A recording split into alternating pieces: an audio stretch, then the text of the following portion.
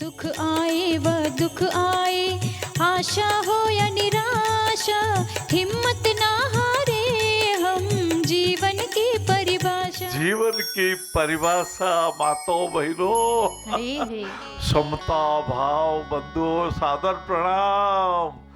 कमल के पुष्प की तरफ मुस्कुराते रहे, हिम्मत ना हारिए। हाँ, मन के जीते जीत सदा।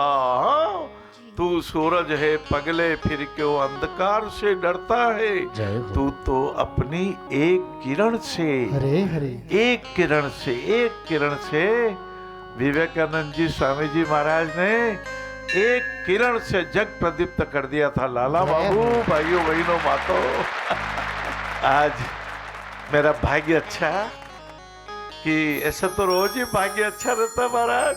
बड़े भाग मानस तन पाया, भाग्य हमेशा अच्छा रहता, लेकिन आज महाभाग्य रहा। हरे हरे पूना से सावित्री बाई जी का फोन आया। मानव जी मेरे बेटे के ट्रेन एक्सीडेंट में हाथ कट गया, मैं बहुत दुखी हूँ, मैं मेरे बच्चे को लेके आना चाहती हूँ। उनकी आंखों के आंसू जैसे शब्दों के रूप में प्रस्फुटित हो रहे थे। मैंने आजकल तो मोबाइल युग की क्रांति आ गई महाराज, मैंने ये हाथ वीडियो पर ही बता दिया, सावित्री बाई आप ले आओ, आपके ऐसा हाथ लगा देंगे। ये देखिए, ये कंधे से ये तार जॉइंट ऐसे करते हैं कि जैसे कंधा उचकाते हैं, यूं कंधा किया तो अंगुलियां, जैसे यूं कंधा किया ये हाथ, ये नली ये यहाँ फिट हो जाती है, यूं कंधा किया तो, और फिर कंधा छुड़ाने के लिए किया तो ये देखो हाथ छूट गया, ये अंगुलियां छूट गई। ये अंगुलियों से भोजन भी, हाँ, इन अंगुलियों से भोजन भी कर सकते हैं। सावित्री बाई तो प्रसन्न हुई मेरे मन के अध्यात्म की एक अरबों कोशिकाओं में एक कोशिका में प्रकाश हुआ और स्मृति जागृत हो आई। जो सावित्री बाई अपने पति सत्यवान को, हाँ, कहते हैं स्वर्गवास हो गया, लेकिन स्वर्गवास के बाद भी स्वर्ग से मनुष्य के रूप में वापिस यमराज से प्रार्थना करके उनके वरदान होके ले आई। महाराज कभी सुना नहीं? अश्वपति जी की बेटी, पति था जिनका सत्यवान, तपस्विनी पतिव्रता थी, यम से लाई पति के प्राण। ओहो, यम से लाई पति के प्राण। जिन यमराज के द्वारे पर ब्रह्म ऋषि नचिकेता, जिन्होंने बहुत तपस्या की थी, 4 दिन रहे, तब जाके यमराज ने उनको दर्शन दिए, उनको अग्नि विद्या दी। इसलिए जब भी यज्ञ करते हैं, दान करते तो विनम्रता से करना चाहिए। जैसे यज्ञ करते हैं, अपनी औषधि ली हाथ में, ऐसे करके ओम स्वाहा इदम गायत्री इदम न मम।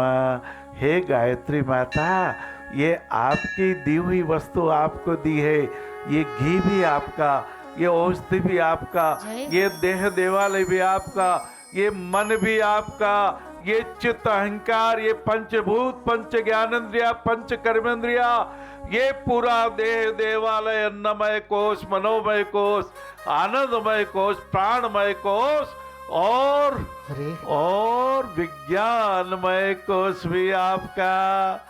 सावित्री माता जी को प्रणाम करें, नमन करें और नमन करें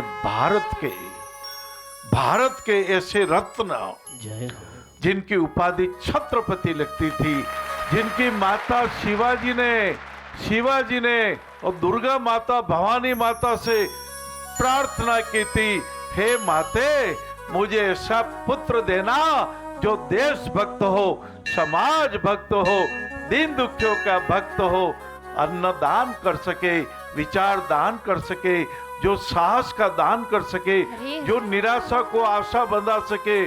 और तुलजा भवानी माता जी ने भाइयों बहनों, छत्रपति शिवाजी, तानाजी के आका मालिक, जिनकी एक आवाज पे तानाजी ने अपने पुत्र की शादी भी अन्य सगों को कहा, मेरे पुत्र का विवाह आप कर लेना, ये तो आचार्य जी विवाह करवाएंगे, मैं तो अपने मालिक हिंदू धर्म के सम्राट, हाँ, अपने मन के संसार, अपने मन में गुणों को पूजा करना भाइयों बहनों, गुणों की कदर करना।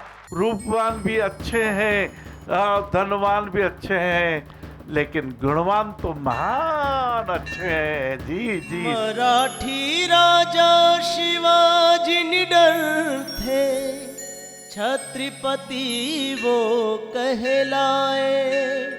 वीर मराठा राजा ने मुगलों के छक्के छुड़वाए। भाइयों बहनों माताओं, मैं जब भी आपके पास हाजिर आता हूँ, बार बार मन में आता है जीवन के प्रश्न, जीवन के प्रश्न के उत्तर। मेरे भी उत्तर मिले महाराज।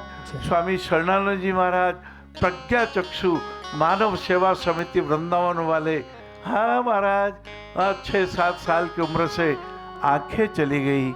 पहले तो उन्होंने कहा मुझे बहुत कष्ट हुआ, लेकिन एक दिन ज्ञान का प्रकाश फूट पड़ा, एक किरण, सूरज की एक किरण, और ज्ञान के प्रकाश ने कहा, शरणानंद तू देखने की इच्छा ही छोड़ दे, तू कामनाएं छोड़ दे। और जब कामनाएं छोड़ दी, निष्प्रय हो गए। उनको किसी ने पूछा, अहंकार का नाश कैसे हो? जब कामना छोड़ दो तो पराधीनता मिट जाएगी, पराधीनता मिट जाएगा तो अहंकार मिट जाएगा।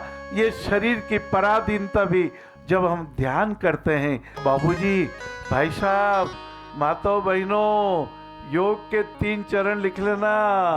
साधक, समाधि में बैठा हुआ साधक और सिद्ध साधक।